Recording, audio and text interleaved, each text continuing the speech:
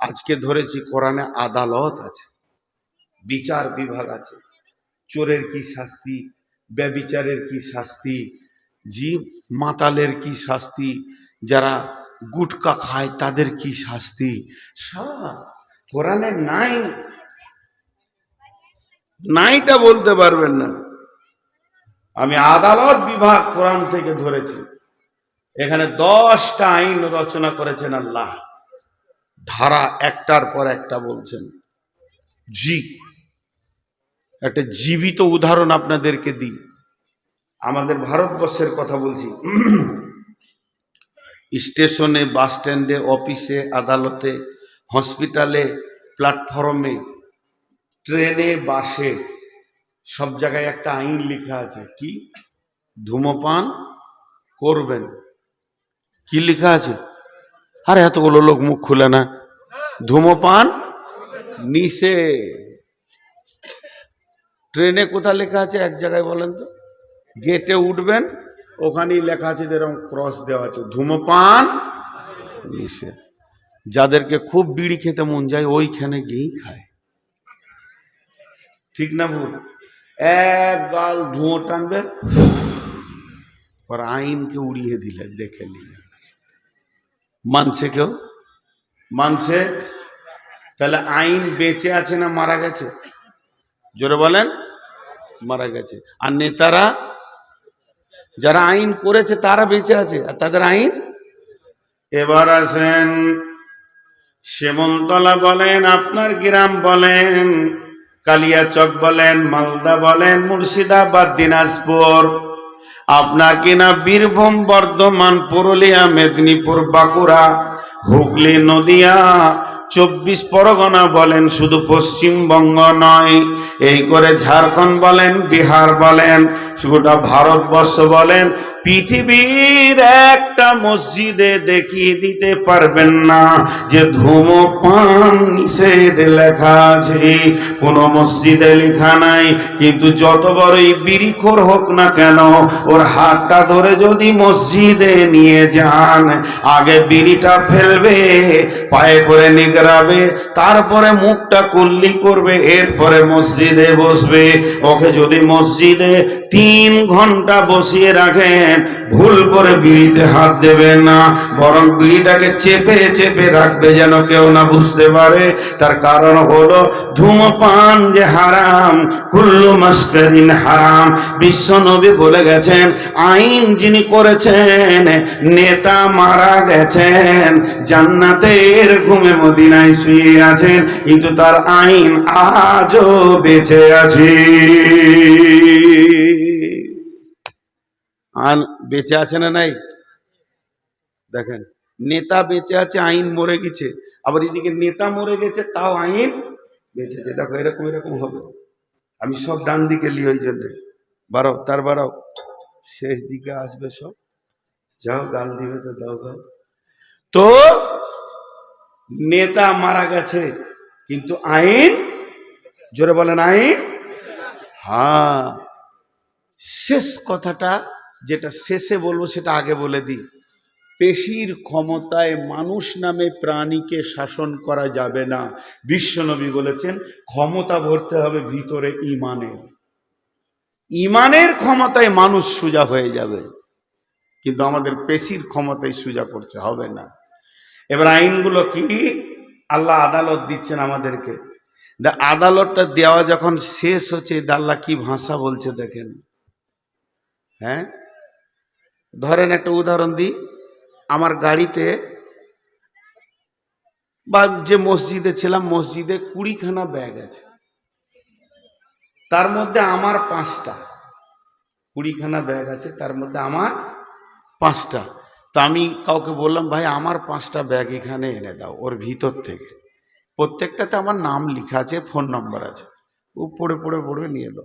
তো ব্যাগগুলো এখানে রেখেছে, আর আমি হাতটাও ব্যাগের দিকে এমনি করে দিয়ে বলছি, এই ব্যাগগুলি আমার। কি বললাম? এই ব্যাগগুলি আমার। তো আল্লাহ এখানে 10টা আইন রচনা করলেন। কটা? মুখ খুলেন, কয়টা? এদেরকে একবার বাংলাদেশ পাঠাইতে হবে ওয়াশ করার লেগে। বাংলাদেশের আবার আজকে আমাকে ধরেছে, ও এসছে নাকি আল্লাহ জানে। নামটা ভুলে গেলাম, বন্ধু মানুষ, বলছে বাংলাদেশে জালসা ভালো করেন, ইন্ডিয়া কেন করেন না বলেন, ধরেছে সেমনতলায়। তো ভালো লয়, ওখানকার শ্রোতারা বক্তাকে সাজিয়ে নিতে পারে। তো আপনারা মুখ খুলেন, 10টা আইন রচনা করলেন, যে 10টা আইন যখন আল্লাহর বলা হয়ে গেল, তো আল্লাহ ওর দিকে আঙুল তুলে বলছেন, কি শব্দ ব্যবহার করছে দেখেন, ওয়ান্না ওয়ান্না হাজা, নিশ্চয় এই 10টি, ওয়ান্না হাজা, আপনাকে আমাকে আজকের এই সভার শ্রোতাকে, নারীকে পুরুষকে বলছেন ওয়ান্না হাজা, হে বিশ্ববাসী রে, আমার এই 10টা আইন কত মূল্য শুনেলে, সিরাতি মুস্তাকিমা, তোরা যে নামাজে বারবার বলছিস ইহদিনাস সিরাতাল মুস্তাকিম, তোরা যে সোজা রাস্তা চাইছিস, ও আমার গোলাম রে, এই 10টি আইনই হচ্ছে আমার সোজা রাস্তা। ফাত্তাবিউহু, তোমরা চলতে থাকো আমার দেওয়া রোডে চলতে থাকো। ওয়ালা তাত্তাবিউ সুবুলা, ডান দিকে বাঁ দিকে তোমাকে ডাকবে সিপিএম, আরএসপি, তৃণমূল, এসোসিয়াই, ডাকবে বিজেপি, বজরং, ডাকবে তোমাকে পূজারীরা, মূর্তিওয়ালা ডাকবে, মাজারওয়ালা ডাকবে, বাজারওয়ালা ডাকবে, ফাইন্যান্স কোম্পানি ডাকবে, সুদওয়ালা ডাকবে, তাদের ডাকে যেন আমার হাই রোডটা ছেড়ে ঢুকে যেও না। আমি যে রোডটা তোমাদেরকে দিলাম, আমি যে কানুনগুলি দিলাম চলার পথে, এই চলার পথে তোমার জীবনে এহ জগৎ পর জগতে কামিয়াব আছে। আর এই পথে চলতে থাকলে আমাকে পাবে, আবার আমার জান্নাতকে পাবে। কিন্তু যদি ডানে বামে ঘুরে যাও, ফাত্তাবিউহু ওয়ালা তাত্তাবিউ সুবুলা ফাতাফাররাকা বিকুম আন সাবিলি, যদি একবার অন্য পথে চলে যাও, আমি আল্লাহর কাছ থেকে অনেক দূরে সরে চলে যাবে। সেই দূরটা কত দূর, সেটা কত কিলোমিটার হতে পারে, আল্লাহ তাবারাক ওয়া তাআলা এদেরকে কঠিন কিয়ামতের দিনে, এমনকি জাহান্নামে পৌঁছানোর পর বলবে, তোমার সঙ্গে আমার কোনো সম্পর্ক নাই, এরকম কঠিন দূরে তুমি সরে চলে যাবে। যালিকুম ওয়াসাকুম বিহি লাআল্লাকুম তাত্তাকুন, আমি আল্লাহ তোমাদেরকে ওসিয়ত করলাম, জ্ঞানের ভান্ডার দিয়ে দিলাম। যদি তোমাদের দিলে ভয় থাকে যে আল্লাহ থেকে কি জানি সরে চলে যাব নাকি, তো খবরদার আমার রাস্তায় চলিও, অন্যজন দেওয়ার রাস্তায় চলিও না।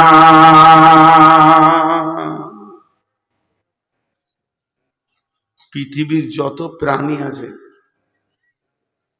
যত প্রাণী আছে, আল্লাহর আইনে চলে, খালি মানুষই চলে না।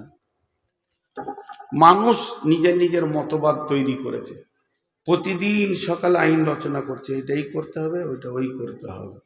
সারা জীবনে শান্তি আসবে না, সারা জীবনে শান্তি আসবে না। আজকে দাম্পত্য জীবনগুলো জ্বলছে কেন? একজন বড় দার্শনিক পৃথিবীর সার্কুলার দিয়েছে, বাড়ি ওনার বাড়ি হচ্ছে ইংল্যান্ড। উনি বলেছেন 100টা স্বামী স্ত্রীর ভিতরে 2টা প্রেমের জীবন, বাকি 98টা কোনো রকম চলছে, ছেলেপিলে হয়ে গিয়েছে, থাক বাস। প্রেমের যে শান্তি সেটা নাই, এখন থাকবে কি করে? অশান্তি বিরাজ করছে সব জায়গায়। কি বলছো, আমাকে মারবে বলছে নাকি?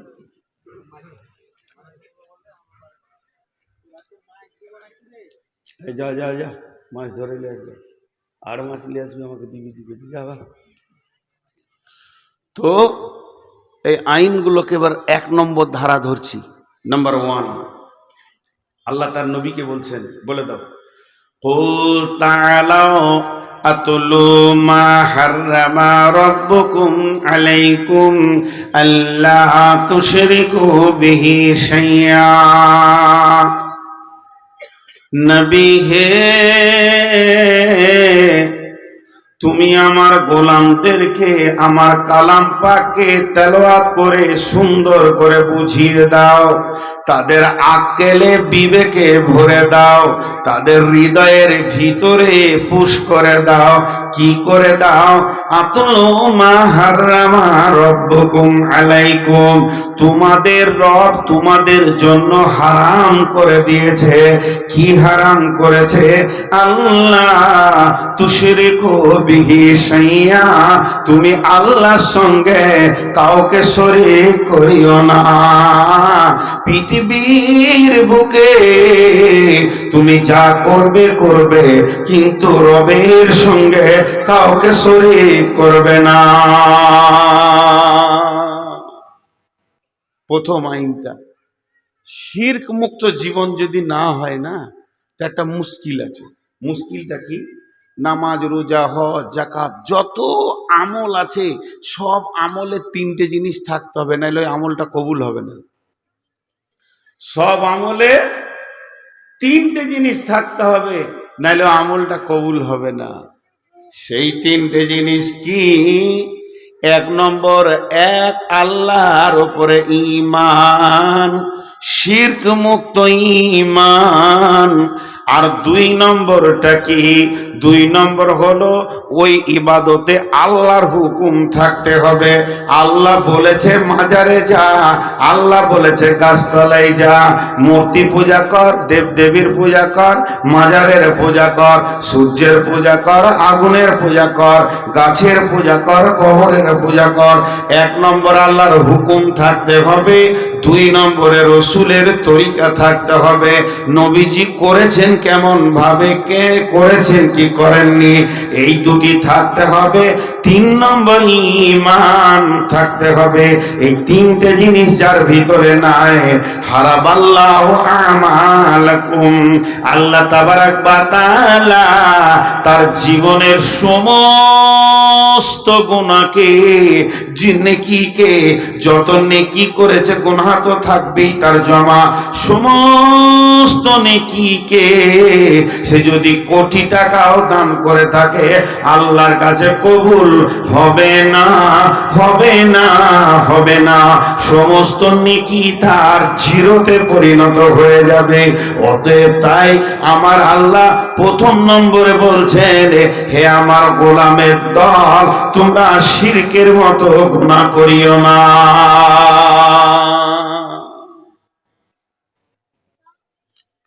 শিরক কাকে বলে? শিরক বলা হয় আল্লাহর কাছে চাইলে ইবাদত, আর কারো কাছে চাইলে শিরক।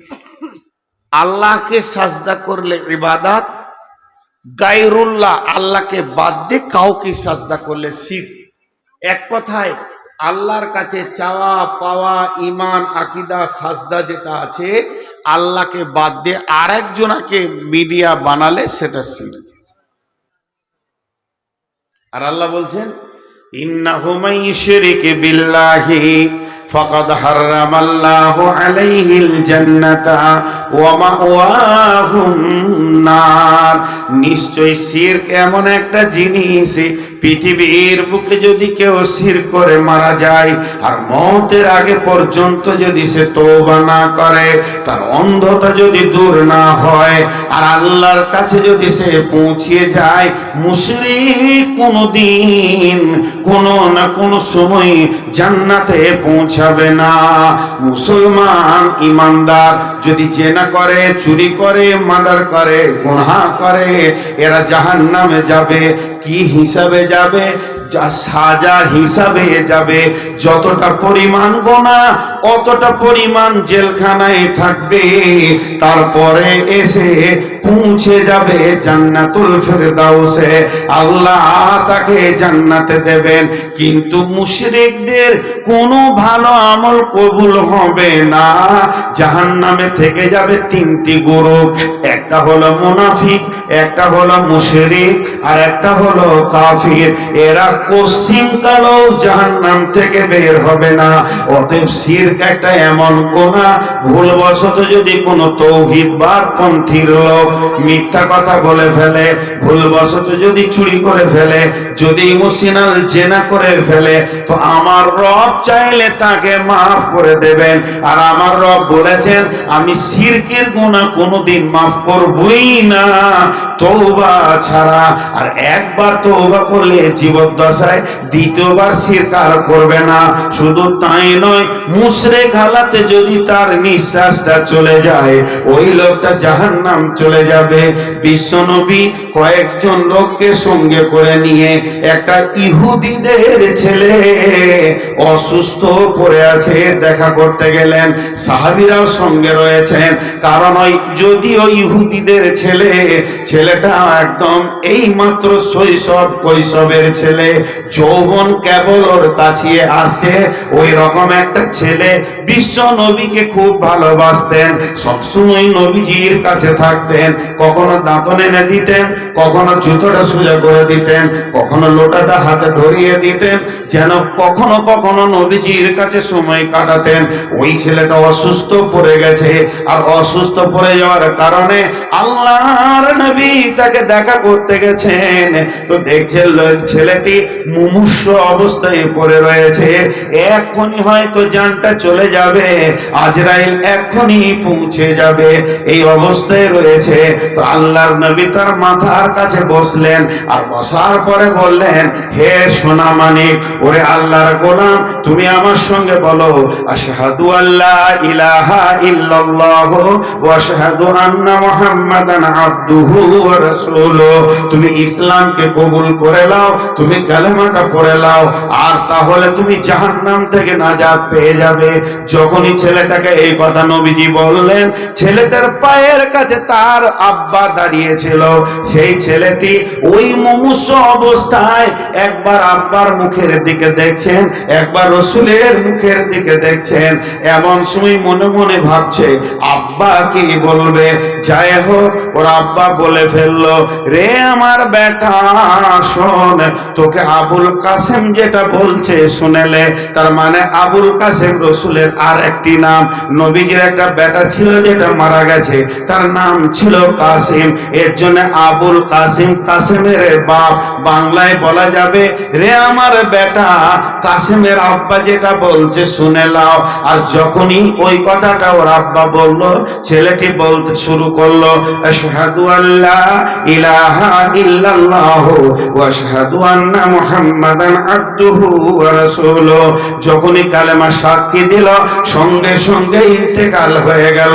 আল্লাহর নবীর জবান থেকে বের হচ্ছে, সাহাবীদেরকে বলছে, এই ছেলেটিকে আল্লাহ জাহান্নামের আগুন থেকে বাঁচিয়ে নিল, অর্থাৎ সে চিরদিনের জন্য বেঁচে গেল। মুশরিক হালাতে যদি মরে যেত, চিরদিন জাহান্নামে থেকে যেত। হালাতে ঈমানে দুনিয়া থেকে গেল, আল্লাহকে জান্নাত পৌঁছে দেবে। অতএব শিরক এমন একটি গুনাহ, যেটা করলে জীবনেও মাফ হবে না, কোনো ভালো নেকিও কবুল হবে না। তাই আমার আল্লাহ বলছেন, নবী হে, তুমি আমার গোলামদেরকে বলে দাও, তারা যেন আল্লাহ তুশরিকু বিহি শাইআ, শিরকের মতো গুনাহ যেন না করে। দেখেন শিরক কত বড় গুনাহ। কিছু শিরক আমরা করি আদতে, এই করি বলে এগুলো মনে রাখলে হবে না, ছেড়ে দিতে হবে। করি বলে নিজেকে চুপ থেকে গেলে হবে না, ধীরে ধীরে ছাড়তে হবে। শিরকের ওপর একটা তৌহিদ বই লিখেছে হযরত মাওলানা ইসমাইল সাহেব, বহু ছোটকালে পড়েছি উর্দুতে। তো ওখানে লিখেছে, ইবাদত মে শিরক, ईमान में बेसिर, এই শিরকের ভাগ করতে করতে এক জায়গায় লিখেছে আদাত মে শির, অভ্যাসের ভিতরে শিরক হয়। অভ্যাসের ভিতরে শিরক কেমন? কাউকে হঠাৎ কিছু দেখলে বুঝি বাপরে, বাপের নাম কেন নিলি তুই? সুবহানাল্লাহ এলো না? অভ্যাস। একটা সাপ দেখেছে লাফিয়ে উঠেছে, ও মা, তোর মা বাঁচাবে, তোর মা বাঁচাবে, তাই ভালো। তো খুব ভেবে দেখেন, এরকম আমাদের অভ্যাস। ভাই চলেন তো আমার সঙ্গে বর্ধমান, দুদিন কাজ আছে। না ভাই আমার যাওয়া যাবে না, আমি যদি চলে যাই তো দোকান বন্ধ হয়ে যাবে, ঘরের লোক খেতে পাবে না। বলেন কথাটা কত দামি বললেন?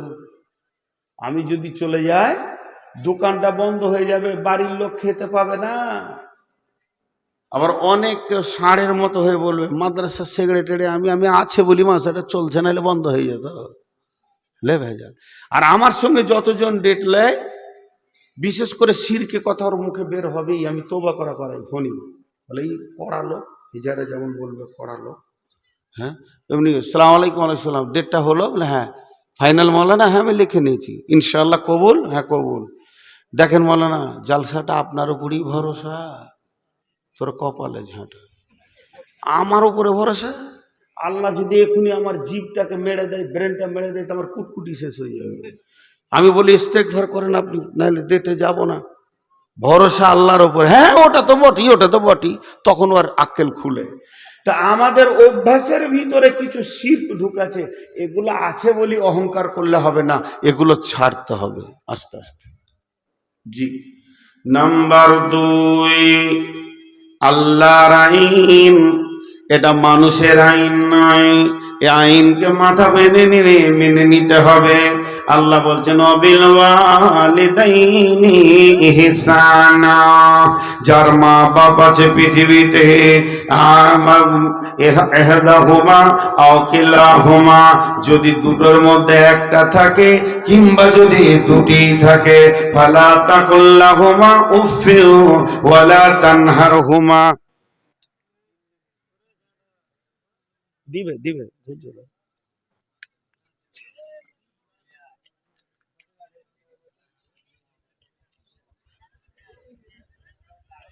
ভাগ্যে আন্ধারটা হয়েছিল, হ্যাঁ তাড়াতাড়ি যেন এটা চলে এলো, এটা ভুল। কই রে বাপ,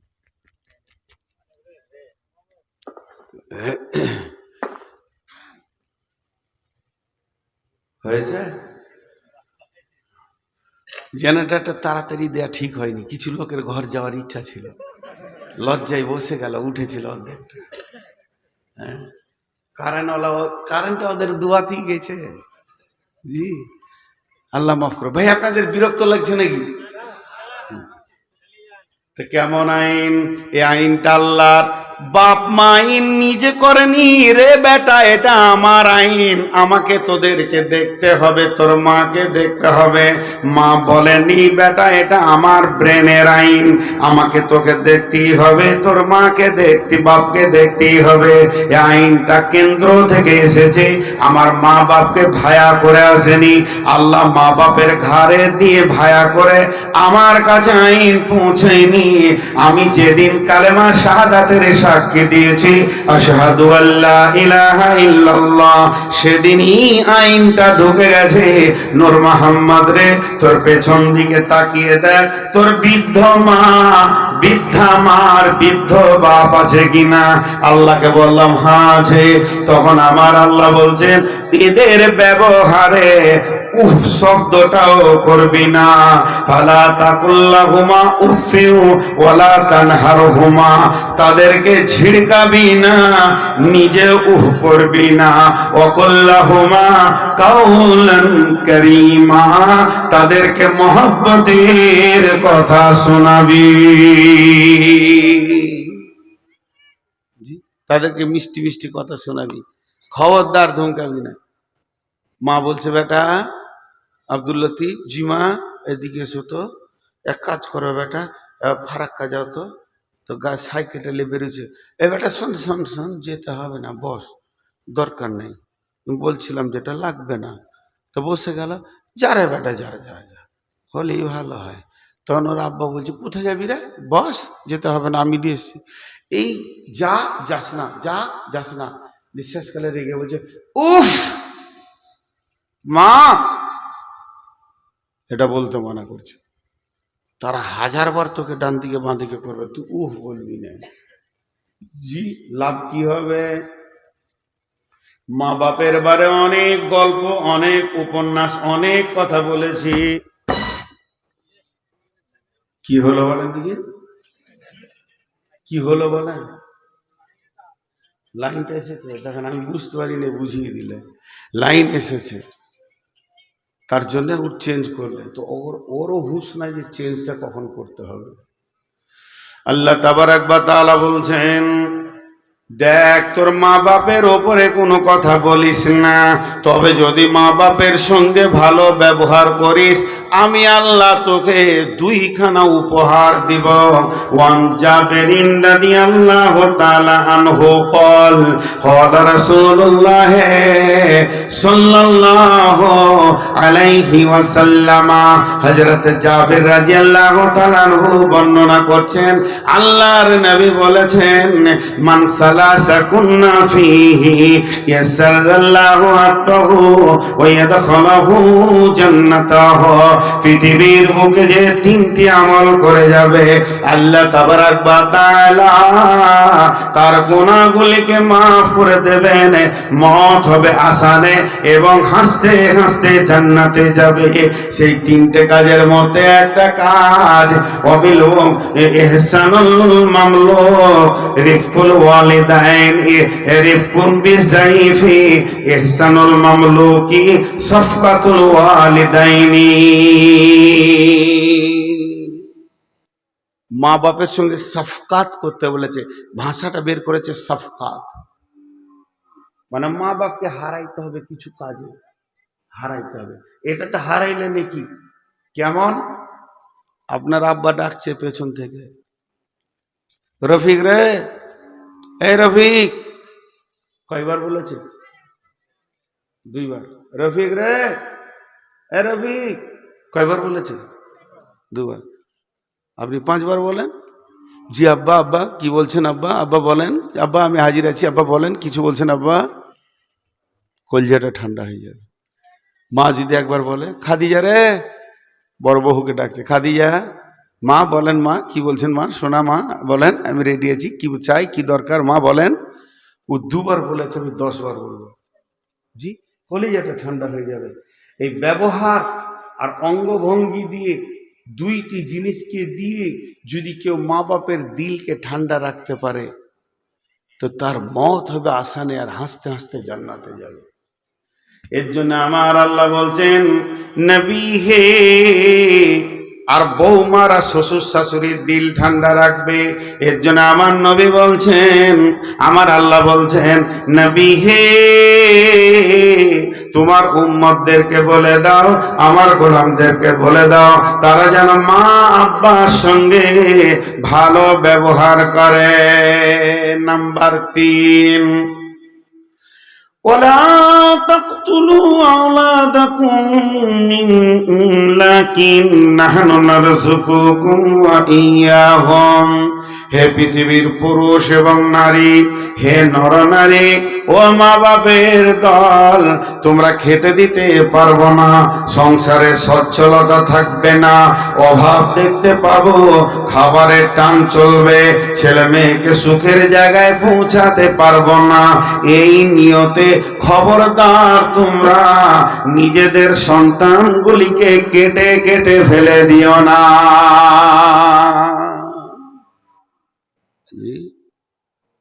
কেটে কেটে ফেলে দিও না। আপনাদের মালদা জেলায় সন্তান কেটে ফেলে দেয়, বলে এই বেটা আয়, ভাত দিতে পারবো না, কেটে দিলে দেয়, জি কাটে। লাইগেশন করে না, লাইগেশন করে না বর্ধমান, মালদা জেলায়, জি। আপনাদের থেকে আমাদের বর্ধমানে বেশি, মালদা মুর্শিদাবাদে তাও কম, আমাদের বর্ধমানে বেশি। জি ভাই, আমি ফতোয়া দিতে পারি না, দিনালয়, দিনা বললে মানেটা দাঁড়াবে যে ও দিতে পারবে, জ্ঞান আছে তাও দেয় না, দিতে পারবো না, পুঁজি নেই, বুঝছেন? ওই পরিমাণের আমার ইলম নাই যে আমি কাউকে ফতোয়া দিতে পারবো। এই ইউটিউবারগুলো সব বন্ধ করবো, কারণ পুঁজি শেষ হয়ে গেছে। এরা যদি থাকে তো একটাই ঘুরে ঘুরে 10 দিন পারবো না বলতে। হ্যাঁ, দিছে প্রচার করে, কোথা কি হলো দেখে নিবা। তো পুঁজি শেষ হয়ে গেছে বলে এদেরকে আর নিব না, সব বাতিল করে দিল। ওরা হাজার হাজার টাকা পায়, একটা আমাকে রুমালও কিনে দেয়নি, একটা আতরও দেয় না, লুটে লেলাই সব। তো যে কথাটা বলছি খেয়াল করেন, আল্লাহ তাবারাক ওয়া তাআলা বলছে সন্তান কতল করিও না।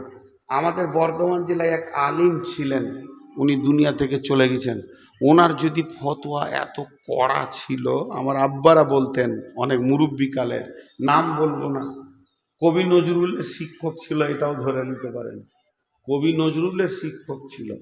তো ওর ফতোয়া কত কড়া জানেন? দুটো ফতোয়া শুনলাম নি, এখনই অবাক হয়ে যাবেন। একটা ফতোয়া হচ্ছে